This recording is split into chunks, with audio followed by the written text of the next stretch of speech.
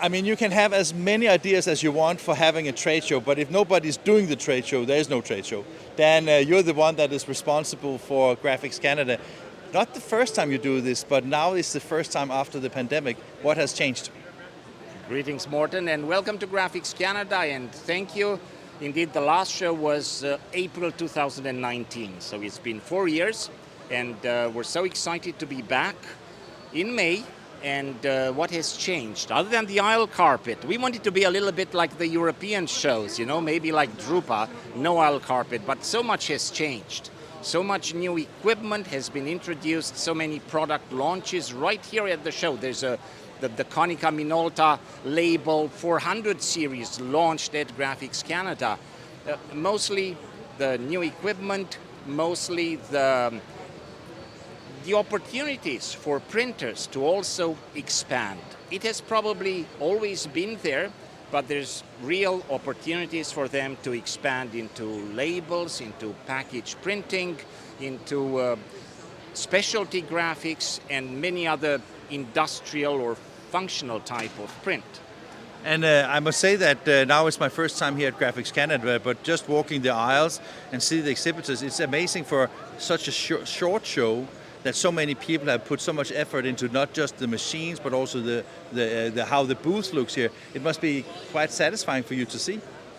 Well, it is satisfying, and it's we're honored, and I'm humbled as well. The show has been enthusiastically supported and endorsed by, not by all, but by a majority of the large premium suppliers, from the digital world to the traditional analog. Man Roland is here, and then Comcan Komori, and RM are here also, the Ryobi Mitsubishis. And but in terms of the digital presence and I shouldn't even start mentioning them because some might feel left not mentioned.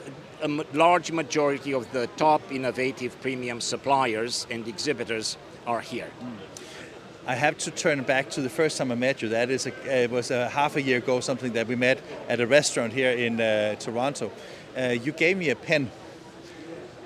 I think that you are one of the guys that have a very special relationship to Parker pens, right? I do have. In fact, I have a special relationship with a certain promotional print products printer who, again, managed to give me a fantastic offer on some Parker pens.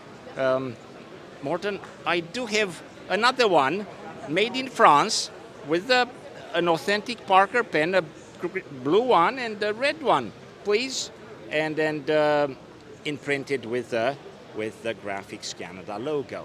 So I will give you a copy of it, a unit of each after. Thank you. But what is the story with the pens? The story, I mean, there is a fantastic story behind every single aspect of organizing this show. So and did I tell you the story the first time we met? Not on camera. Not on camera. So we need to think of the story. Morten, I'm trying to think of the story, but you know, I can't remember the story right now, and it wasn't a made-up story. But I just can't remember. But wasn't the story that you always have to be ready to sign when a good deal is on the table?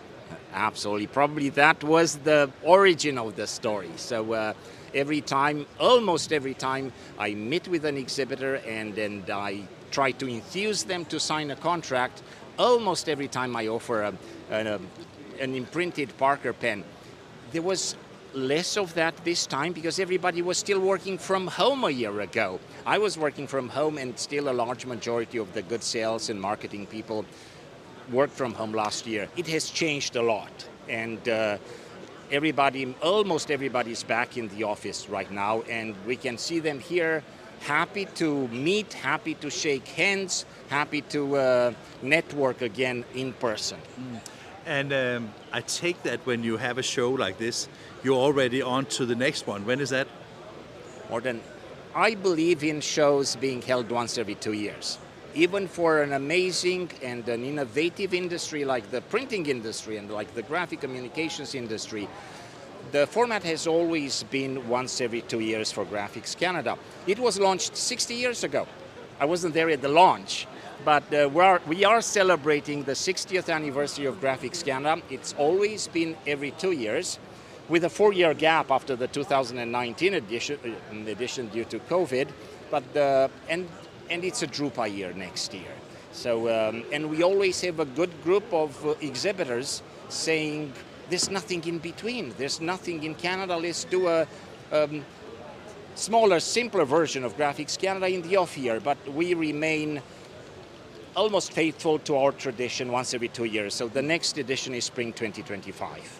Okay, so I was actually a little bit surprised. I have read up on some of the Canadian history, but I don't know if you see that, but Xerox Canada this year is celebrating 75 years of business in Canada. And just for the audience that doesn't know it, Canada as its own independent country is just 150 years old. I mean, do you feel, I mean, you say 60 years, I mean, it seems that this industry in perspective is very mature, right?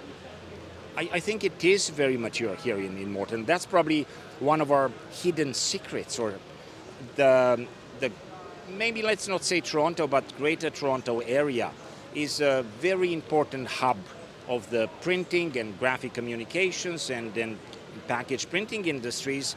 There are probably, we used to say there are more printers than gas stations in Toronto, but somewhere between 3,000 and 4,000 separate printing establishments in Greater Toronto area.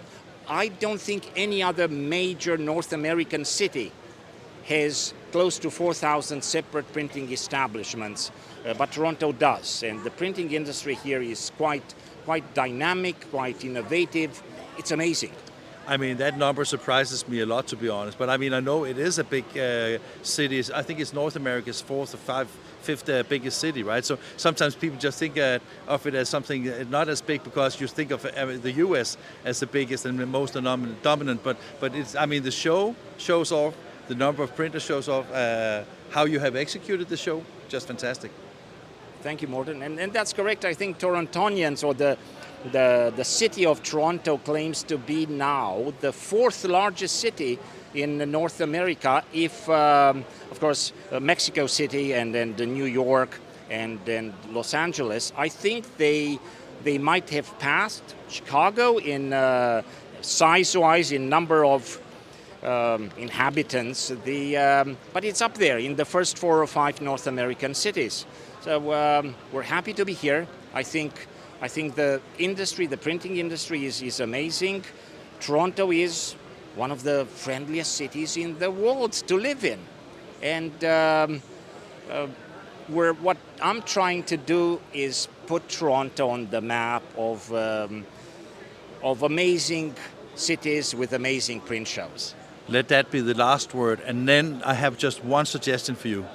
We're standing on the Konica Minolta booth. And when you talk about Canada, next time you ask them to do a world map where the US is in center. Just look at it. Can you promise me to do that next time? I promise to ask them to do that next time, Morten. Thank you very much. Thank you.